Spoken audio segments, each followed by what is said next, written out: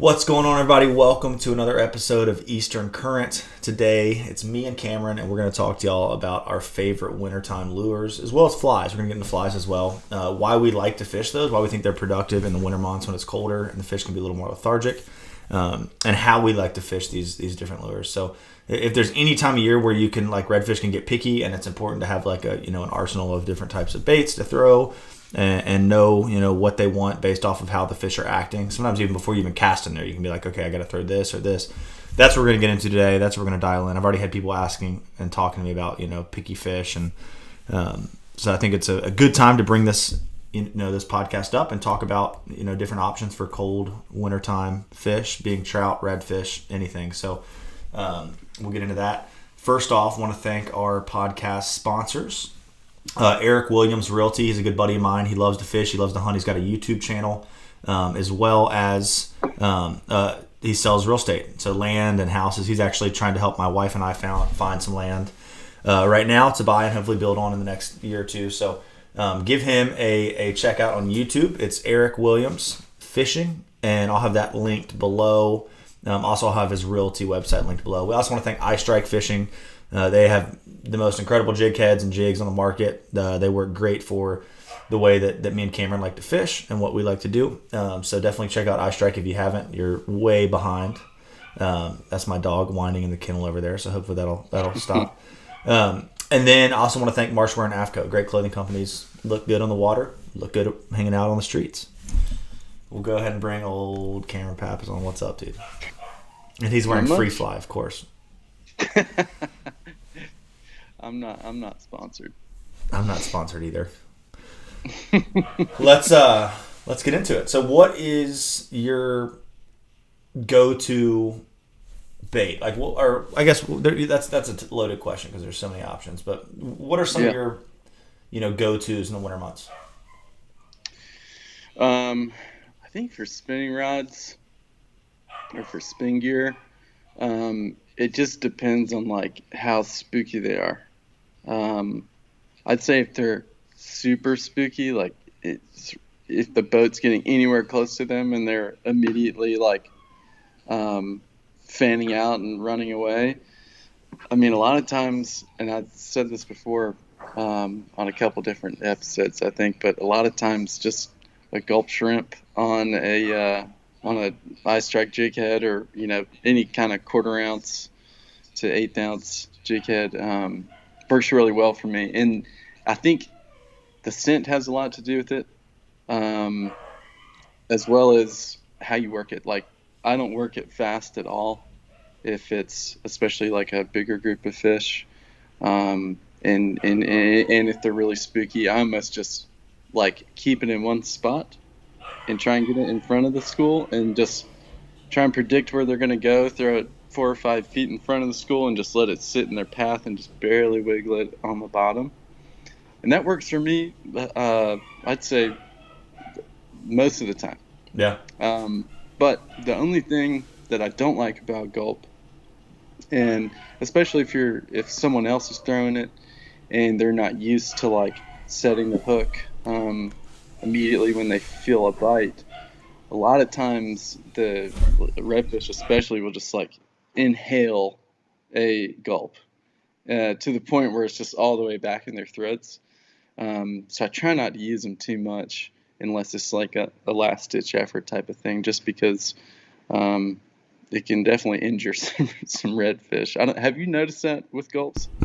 They'll definitely eat a gulp pretty deep, especially when you're working it slow in the winter. A lot of times, you're letting it sit there for a long time. You're giving them a second to eat it. And a lot of times when you're throwing it into a school, too, you're like making sure it's a bite and not just fish running into your line. And they'll definitely suck it down. But yeah, it's such a good bait, man, in the winter. It's such and gulp is getting better and better. Like all these gulps all these new colors and stuff they've got more of a stretch to them as well. Like there's a bunch of translucents now. Like there's like a fully translucent one, but I saw this one. I forget what the color name was, and it was like a brownish translucent shrimp that just looked like it would crush it in the wintertime. So gulp has always worked great, but I just have been, I'm guilty as to be one of the people that is also kind of like buys it because I think the bait looks cool. You know what I mean? And like sometimes I look at like a gulp shrimp and I'm like, oh, it just looks like a dumb stick shrimp in the water. But when really it's, it just shows how important scent is, So Yeah, I think so too. And I think scent plays a really big role, especially in the wintertime. Um, and then the other like kind of not just gulp shrimp, but I really like the gulp jerk shads. And with those, I kind of started doing this summer, which I think ended up working pretty well. But I put the gulp jerk shad on a Ned rig, and that way when it's sitting on the bottom, it just kind of looks like a minnow, like digging in the sand. yeah, Which I think, again, if you can give a bait a good amount of movement but not move it very far, is kind of something to keep in mind that I think will always help you catch more fish when they're spooky. I think that is probably, if you had to sum up what you want out of a wintertime bait, that's it right there. Giving a bait a good amount of movement without having to move it far. Like being able to keep something in that zone, make it available to those fish, make it look realistic and alive, but without you having to drag or retrieve that bait much, because those fish usually don't want to leave their little comfort zones much. That time of year, they don't want to leave the school, or they don't want to leave where they're sitting, and you got to make them decide to eat it pretty, not necessarily quickly, but in a small area. So. I like that. I've never thought about it like that. I mean, I guess I've thought about it like that, but you just put it into words that made it just so understandable and beautiful. Yeah, I don't know if I put it very eloquently, but the only other thing I'll say about gulp is I definitely like it better in the winter than I do in the summer. Yeah. Because in the summer, it's like you have tons of pinfish around, other types of bait fish, trash fish, whatever you want to call them, and those gulps just get absolutely destroyed. I mean, I've gone through, before I kind of like, when I was just learning and, just throwing gulps because I thought it would work, I was going through like a tub of them a day, and I was like, this is unsustainable. I can't pay for this much gulp. So I definitely think it has a time and a place to use. I wouldn't use it all the time, but I think it does have certain scenarios where it's definitely going to outperform a lot of other baits. Yeah, definitely. It's a bait that you do not want to not have when you need it. You know what I mean? Yep. So does it have the best action? I don't think a lot of the gulps. I think the Z-Man outperforms the gulp in action a lot of times. But the scent that gulp puts off, and that it's in the whole body, I just feel like is what drives it home. And that's why it's like, you got people that just fish Z-Man or they just fish gulp. Like a lot of times you're shooting yourself in the foot by not having, a choice of different options. And I love Procure. I love putting scent. Like a lot of times in the winter, if I'm fishing a Z-Man, I'm putting Procure or some type of scent on it. Just to add to that enticement. I'll even put Procure on flies when fish are being really, really tough. And the purist fly fishermen that are hearing me say that might frown upon me, but when you got to get that bite, you got to get that bite. So yes, I agree. Then the only other one that you showed me, I think it was 2 years ago, which I think works just as well, is the creature baits on a Ned rig. Yeah, like the little shorty creature baits, like the Ned creatures. Little shorty creature baits. Yeah, I mean, they just look like a little like marsh critter. Nothing that I've ever seen in the marsh really looks like one of those things, other than maybe like a sand flea mixed with a crab, mixed with a bait fish. A hybrid. But those things worked so well on. We tested it out one day on a school that had just been absolutely hammered and hammered and hammered, and you could barely get them to eat anything, and other than maybe gulp. And all we threw that day was Ned rigs with creature baits, and it worked amazingly. Yeah. Yeah, the other bait that worked really well on spooky fish this past winter was the first time I fished it, but it was the Slim Swim by Z-Man. I'll pull it up real quick and drop it on here. Slim. Let's see. If y'all are just listening, I apologize, but you can look it up. It's called Slim Slim. It's by Z-Man. And it's a very, very, very tiny paddle tail. And we like to fish it. You can fish it on the net heads, but it fits the Texas finesse eye perfectly. And so we would fish it on that. Let me find a good image here. There we go. I mean, it's just like their other swim baits. Here we go. This is a good one. Copy image. We'll drop it right here. There we go. Boom. So I'll make it a little bit bigger here. Small, slim profile, but these are truly like an inch long, maybe a little bit longer. They're probably an inch. What do you think? An inch and a half, Cameron? Yeah, I'd say about an inch and a half. So they're just a little. This color right here was, forget what it's called, was money. I'll get rid of this one, but just that small profile, and again, like putting that on a Texas eye, like the finesse Texas eye, gave it so much movement and the ability to kind of float up and kick around. You could get a lot of movement out of that bait in a very short space, so you don't have to retrieve it very far. Here's this will be even better. Now that I've got this pulled up, it's like so addicting to just drop pictures in here over and over again. But here's like a color list. So the bloodworm is one we fished a good bit. The blue steel, pearl obviously, and Cameron will get into that. I don't know why you think like natural is important in the winter, but like white sometimes can be so productive when it's really, really cold. Oh yeah. And then that water melon red, I think we fished, and then always anything gold flake is always good in clear water. So one thing that we talked about when we were fishing those Ned rigs together was, I think we came to the conclusion that the best color that we were using was one that kind of like matched like the vegetation on the bottom. Yeah, that snotty grass kind of stuff. That snotty grass that kind of is like green and red and darker green, and I think the one that we ended up having the best luck on was kind of a mixture of all those colors. Yeah, I agree. So actually, this is it right here. Motor oil. That's the one we fished the most. I wish you could see this right now, but yeah, it's like looks like the exact color of the snodgrass. Motor oil worked well, and I guess that's because a lot of that bait and those mud minnows are living in that, using that as their cover in the winter, and so they kind of take on that color a little bit.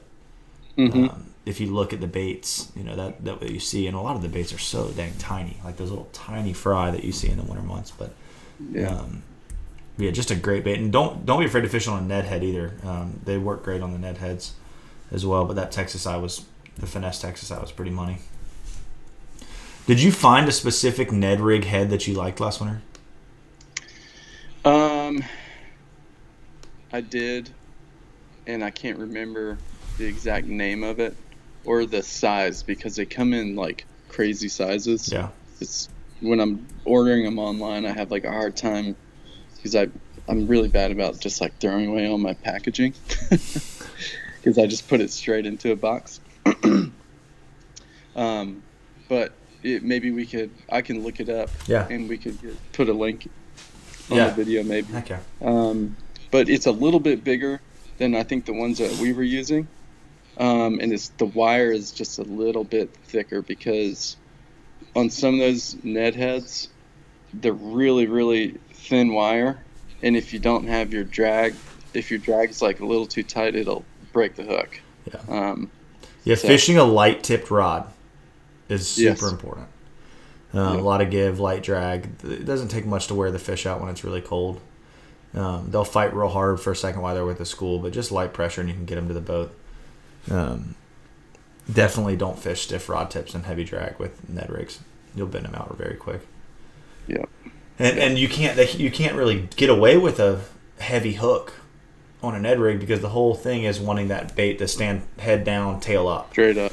Yep. So if you fish a heavy shanked hook, it's going to fall over. It's going to overpower that little soft plastic and tip over. Mm-hmm. So that's why you only see the light wire hooks. And the nice thing too is you can, those light wire hooks, if they do bend out, you can bend them back in pretty easily and still keep fishing. Or when you're getting it out, like if you fish your drag real light in the winter, you don't have to worry about changing those heads out a ton. But you don't want to get too complacent. You will start, if it gets a lot of play in it, as that metal bends more and more, it'll definitely lose its strength.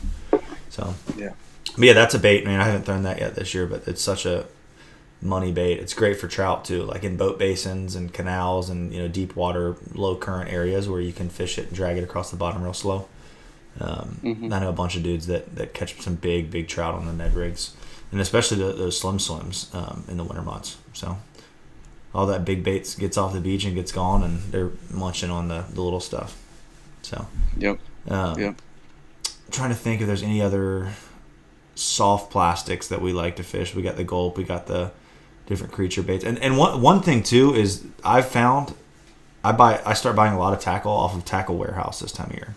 So I'm not sponsored by Tackle Warehouse, not an affiliate or anything like that. Maybe I should set that up, but they just have such a assortment of crazy baits and like little baits and stuff you're not going to find at your tackle stores around here, or really maybe anywhere. So that's where we've kind of played around and found different little small creature baits and little Ned rig baits and different soft plastics and tons of different jig head options and sizes and stuff.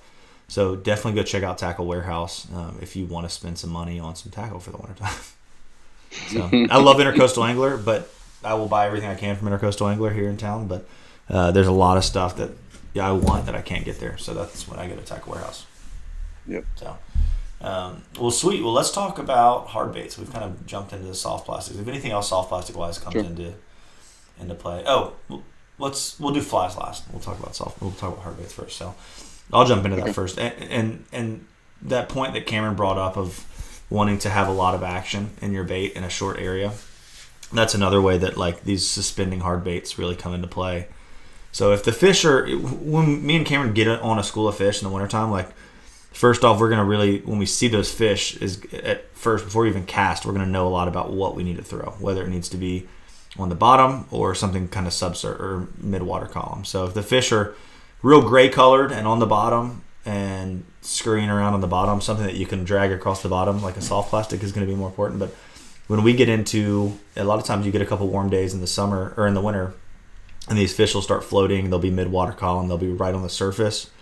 Throwing a topwater, or a lot of times topwater's maybe late February, April, or sorry, late February, probably no, March and April is when you'll kind of start to get those topwater eats, maybe late February. But something you'll get those like in February. A lot of times you'll have fish following the topwater like crazy and won't eat it, and that's when I'll put on a mirror lure or a jerk bait, and you can do super well on those baits when they're suspending, when the fish are suspending. So. One of my favorites is probably the 3DS minnow. It's a Yozuri bait, really small little jerk bait. And I will change the hooks out and put a little bit stouter hooks on them just because those little tiny trebles, those redfish will beat up one pretty good. But I still want to keep the hooks real light so that the bait doesn't sink too much. But just working that like throw it in past the school, and the bites on like a hard bait and out of a school of redfish are just so aggressive and hard. But I'll show you all the 3DS minnow. I'll pull it up. Another one I like to fish is just a MR17, just a traditional hard bait that people use for trout. It's just a great search bait, and year after year, like it's become more and more of a search bait for me in the summer too. The MR17, just for the simple fact of you can cover water well with it. Here we go. Mm-hmm. It's got a lot of flash and cover water well with it. Here is a 3DS minnow. So there's two sizes in these. I've always gotten the shorter one. I think it's like 2.5 inches long. You got the little lip on the front. You got these trebles. Just a great little bait that kind of mimics the bait that's around, and the fish eat a lot. MR17, y'all know what that is. If you haven't fished, you've at least heard of it. Any other hard baits that you've fished in the winter months? I'd say the two main ones, at least for fish in the marsh, would be the two that you said. Yeah. The only other one I think I would add, and it's a completely different scenario, but if like you're fishing off the beach and there's a big school like in the surf, one bait that worked pretty well for me not too long ago, it wasn't technically winter, but it was still pretty cold, was a heavy dean. Yeah. Worked pretty well for me when big school was in like, 4 or 5 feet of water, Mm-hmm. but you could still see them really well. That heavy dean worked really well. Heavy Dean is just the same profile as like an MR17, but just a slightly heavier lure. I got one pulled up here on the screen right now. Yeah. Great bait. You can work it a little bit faster too, which is nice. You don't have to worry about fishing it real slow because it sinks quickly. But yeah, God, they were choking that thing out in the surf that day. That was awesome. Yeah, and it was kind of interesting because for a while it was just like they were just eating topwaters, and they were a little bit shallower, I guess, at that time. Just eating topwaters, and then they kind of turned off on the topwaters, and then they started eating soft plastics, and then they got really spooky. And then I started throwing that. I couldn't find anything for them to eat, and finally picked up the heavy dean, and they started taking that pretty well. So Heck yeah. for what it's worth, it's never a bad bait to have in your box, especially this time of year. No, it's definitely not. Here's something I did want to bring up, soft plastic wise. I keep forgetting to do it on podcasts. So we were talking on a couple podcasts back about how there's really not a good shrimp to fish under a popping cork because they all end up hanging kind of vertically. And somebody sent a listener sent in this shrimp called the Nat Shrimp SK, or just that, I guess it's Nat Shrimp, NAT Shrimp, and the hook is reverse in it. Have you seen? Did I send these to you, Cameron? You did, yeah. Yeah, they looked really good. Yeah, so this is another bait I think would crush it in the winter. They've got some really good colors. I'm looking through them right now, but I'm just going to drop in just a realistic looking one. Actually, hold on, let me do this so that y'all can see it if you're watching. But see how the hook is rigged differently than all other shrimp? It's got that hook coming out the front of the head of the shrimp, as opposed to the tail, and that eye's right in the middle. So fishing this under a cork or fishing this a little more vertically, or really casting it at all, like you're going to be able to work that shrimp and pop it, and the action on it's going to be a lot more like an actual shrimp popping off the bottom. So I think I had not fished this in the winter, but this is definitely going to be something that I fish in December, January, February, March. Just kind of dragging it and hopping it off the bottom and be able to get a real realistic look. And this whitish color with this tan in it, man, that looks really, really good. So I have never messed around with it much, but I know a lot of people that'll kind of start playing with painting soft plastics in the winter just to get some different translucents and colors on them, which would be super fun. There's a lot of stuff. I got sucked down a hole in YouTube the other day looking up stuff for people painting soft plastics. So I did not need another hobby. I've got all this stuff to paint topwaters over here. I haven't painted one in a year. So what do you? Is there anything else that you think about, like when you get up on a school of fish, you know where the redfish are, about the retrieve and about the cadence and like understanding, reading the fish and knowing maybe why they're not eating or why you should change up your retrieve? Can you think of anything? I'd say if the fish are like, if it's a school of redfish and they're moving pretty slow, but you see them turning on their sides quite a bit, to me that tells me that they're probably pretty happy and that they'll readily eat probably most things, just depending on how deep they are. I would say that's the other thing, is how deep are these fish that you're fishing to, like you kind of touched on earlier. But if they're really deep, obviously something heavier that's going to get down to the bottom, and if they're in really shallow areas, I'm probably going to try and fish something pretty light. Not necessarily like a MR17 or something, but more like a light Ned rig with a creature bait. And then I always tell people, and myself personally, I try not to throw into a school of fish if I don't know exactly like where they are. You might see a couple, I call them winks, when they're turning on their sides. You might see a couple of those, but if you throw right on that wink, chances are you might be in the middle of the school, the tail of the school, what have you. And if you land right on top of them, more times than not, they're gonna spook, and then you gotta wait for them to kind of calm down and regather, and you gotta reapproach them.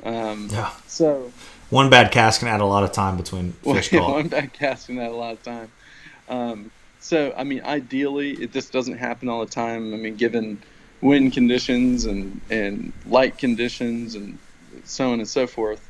But I'd say ideally, you always want to try and make your first cast as accurate as possible, and I always try and lead them like at least a few feet. Yeah. Just because in the winter, as kind of the theme of this is, they get spooky and the water's clear, and all those things kind of play into how they're going to react to something landing in the water.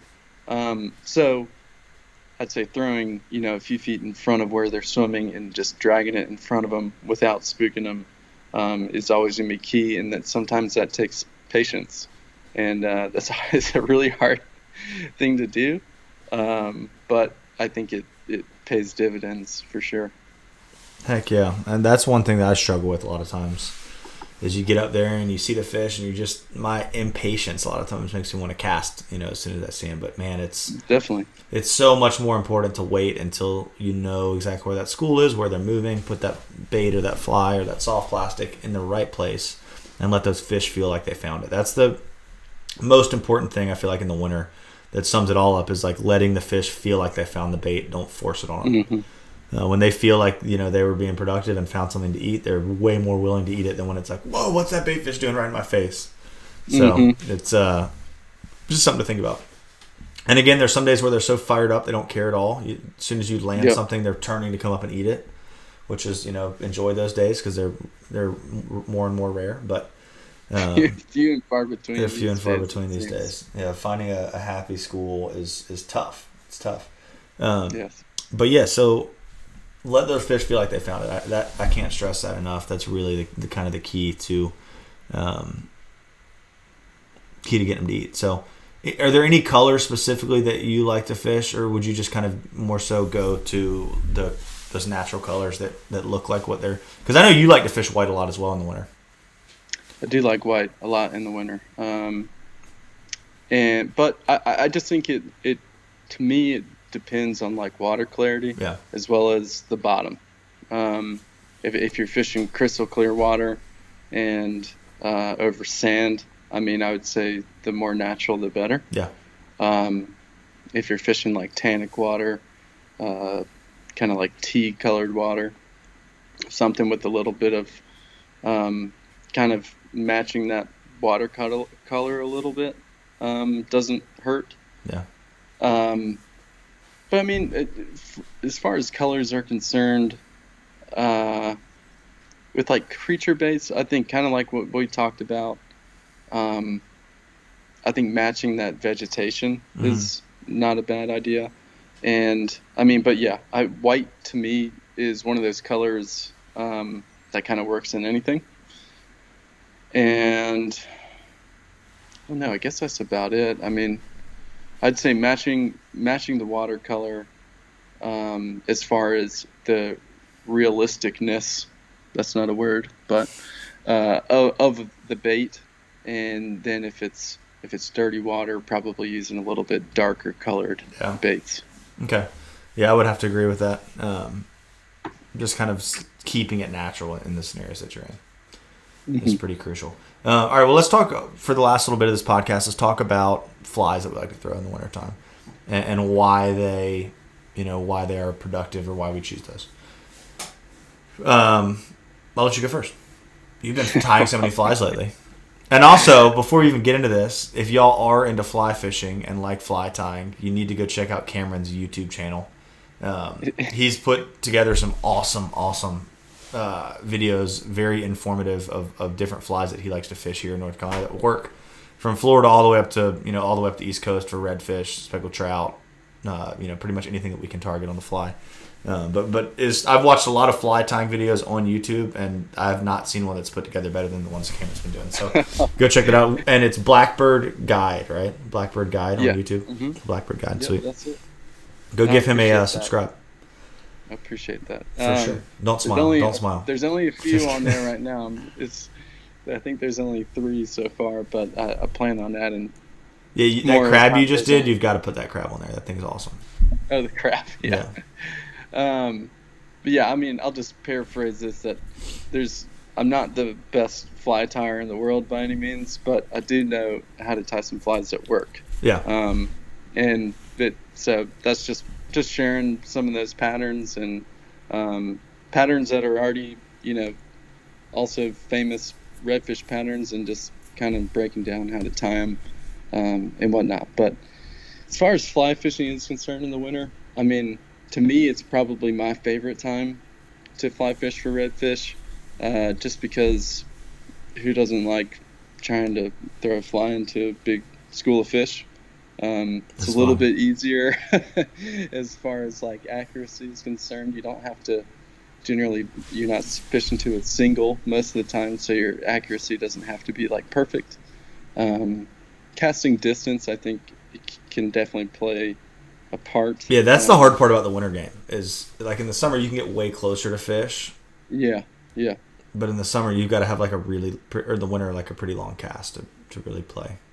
Yeah, I agree. But I think there's been days where I mean, not too dissimilar from spin fishing, where I've had the opportunity to just like sit on a sandbar with a big school of fish just swimming back and forth in front of me, and just being like, okay, this fly didn't work, let me change it out. Okay, this fly didn't work, let me change it out. So I feel like I have a pretty good idea of the flies that work pretty well where we live. And the two that have really kind of stuck with me is redfish crack. And any of these patterns you can tie in like different colors. So whatever area you're fishing, whichever soft plastic is working best for you in the winter, I would just try and match that color with the materials that you use. And all the materials that I use in my video come in a lot of different colors and whatnot. So you can always kind of switch it up. But I tie a variation of the redfish crack that I call the chromatic critter, that for us, and especially where we fish a lot, which is really clear water, it's an all white fly, and it works pretty well. I'd say it's tied on a Umpqua jig hook, which Judson introduced me to like 5 years ago, which now I'm just addicted to tying on them because they're always jig hooks. Yeah, they ride hook point up without really having to think too much about like cutting materials off to make sure that it flips over, type of thing. So for sure. When you put the eyes at the bottom of the shank, right, and then it just helps it. Mm-hmm. Yeah, it just helps it. But white flies, I'd say, work really well. Natural color flies work pretty well. I know that black flies everyone I've ever talked to is for winter redfish is like, oh, black flies work the best in pretty much all scenarios, and I think that's true in a lot of places. I, for one, have not had my best luck on black flies here, and it very well just might be because of where we're fishing. I think a black fly would probably work really well, like in tannic water. For sure. But in clear water, I mean, I've definitely caught redfish on a black fly in clear water, but not as well as I have on a white fly for some reason. I would agree, man. In that clear water, that black is it's almost just too abrasive. It sticks out too much that they don't like it. Like you said, I've definitely caught them on black, and there might be days where they like that, but something more natural or white seems to always be the ticket. And sometimes stuff with a little bit of pink in it in the wintertime, a little bit of pink tied into it, looks real good, kind of gives it that shrimp color. But yeah, that's what's so fun about. I mean, I look in my closet over here with all my fly tying stuff. There's just like a million different colors of green, and there's like a million different colors of brown. And it's like you can get so dialed in with different colors, and that's something I need to make time to do this winter is tie up a bunch of flies. I bet I've got 15 flies in my box right now, and that's it. Like, I'm so low on flies. And in the wintertime, that's when in the summer it doesn't really matter. You put a fly in front of a fish and he's going to eat it. But in the winter, when they're not eating one of your 15 flies or all of your 15 flies, you will need to have 30 flies. So yeah, you need to have options. For sure. I need to sit on the bench and tie away here pretty soon. Sorry. No, you're good. The only other thing I can think of that's like really crucial sometimes is the size of a fly. Yeah. Like there was a couple weeks last year on schools of redfish where all I could get them to eat was like a 4-inch long white fly. But then, after 4 weeks of them eating that, they stopped eating it, Right. and all I could get them to eat was like a 2-inch white fly. So I'd say having size variations with your flies is really important, because sometimes I think they just get keyed in on the size of a bait and not so much the color. Yeah. Or it could also be both. They could be keyed in on the size and the color. So I think having variations of color and variations of size is definitely important. Always having something in the box that lands really light if they're incredibly spooky.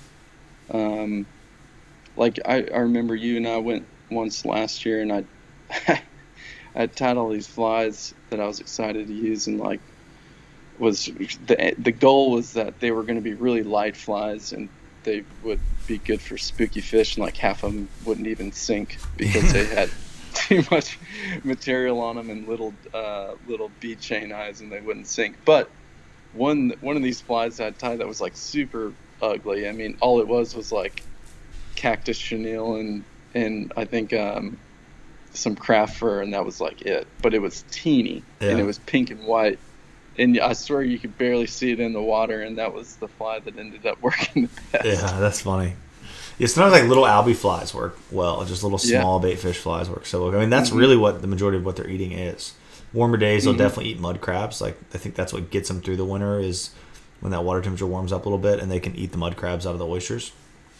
It can be pretty, which might be worth tying a mud crab fly. But I don't know how you'd move it. You'd have to strip it like 1 inch every 30 seconds. So, but yeah, that's funny. That's super funny. That fly was, I do remember that day. It sucked, man. Like you just said, like we fished together once last winter, I think. It's funny because we talk every single day about fishing on the phone every single day. We hang out a bunch. But we never get to fish together. Like if we fish together 3 times a year, we're doing good. Yeah. But I feel like I fish with you every day because we talk every single day about it. But yeah, it's that's the one downside of guiding is you don't get to fish with your buddies as much, but you do get to talk about fishing with your buddies a lot. That's right. Well, guys, we hope that this podcast helped y'all kind of start to wrap your head around some stuff you need to throw this winter. If you have any questions, as always, hit us up on Instagram, Facebook, here on the podcast. Or I guess you can't leave comments on the podcast, but on YouTube, if you're watching this or listening to this on YouTube. And if you want to be helpful, it'd be awesome if you went and checked out our Patreon page. Maybe subscribed over there. We put out extra podcasts every week over there. And it just helps support us on the back end. I always mean to say that in the beginning because most people have already probably dropped off the podcast at this point. But definitely check out our Patreon page. Tons of good content over there. And we're going to be doing, like we did most summers, we're going to get real serious about it this summer. But, not daily, but a couple times a week, just little fishing reports throughout the summer. So we'll have that coming up. We're going to start to do some giveaways over on Patreon. So there's a lot of good stuff over there to check out. But Cameron, thanks for coming on. Thanks for sharing some of your wintertime secrets. And we will see y'all next week. Later.